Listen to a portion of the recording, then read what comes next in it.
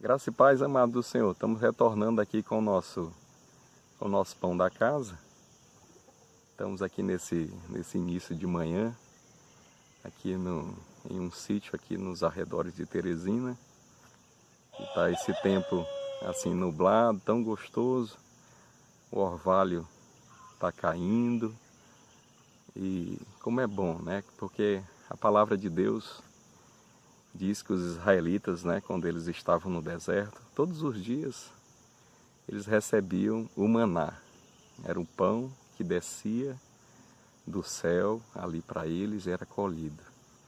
E interessante que esse pão era colhido a cada manhã, todos os dias. E o pão que era colhido naquele dia não servia para o outro dia, né? Então por isso que Jesus nos ensina na oração do Pai Nosso, o pão nosso de cada dia que Ele nos dá hoje. Então todos os dias Deus tem o pão celestial para nós, né? E hoje eu lembrei daquele texto que Jesus está com seus discípulos na região de Cesareia de Filipe, e isso fica no norte ali de Israel, e ele faz uma pergunta para os discípulos.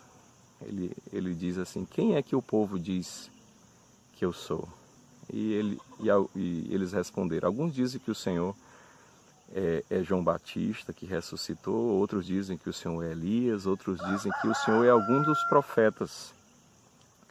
E ele pergunta diretamente: e vocês? Vocês dizem que eu sou quem? E Pedro é tomado de uma grande revelação naquele momento, né? E ele diz assim: tu és o Cristo, o Filho do Deus vivo. E Jesus fica tão feliz com a resposta de Pedro e diz: não foi carne nem sangue que te revelaram, Pedro, mas foi o meu Pai que está no céu. E com aquela revelação, né, Jesus ele começa a se apresentar mais para os seus discípulos, dizendo quem ele era. E a palavra de Deus diz que 6 dias depois, lá no capítulo 17 de Mateus, no início, 6 dias depois, ele pegou 3 dos seus discípulos, né, Tiago, Pedro e João. E a palavra de Deus diz que eles foram levados em particular a um alto monte. E nesse monte, a palavra de Deus diz que ele se transfigurou, né? O seu rosto resplandeceu como o sol e as suas vestes se tornaram brancas como a neve. E é importante você perceber que Jesus ele tinha vários seguidores, entre eles os 12 discípulos.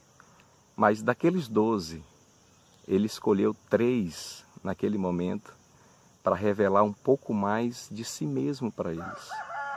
Nenhum dos outros viu Jesus resplandecer o rosto daquela forma e as vestes.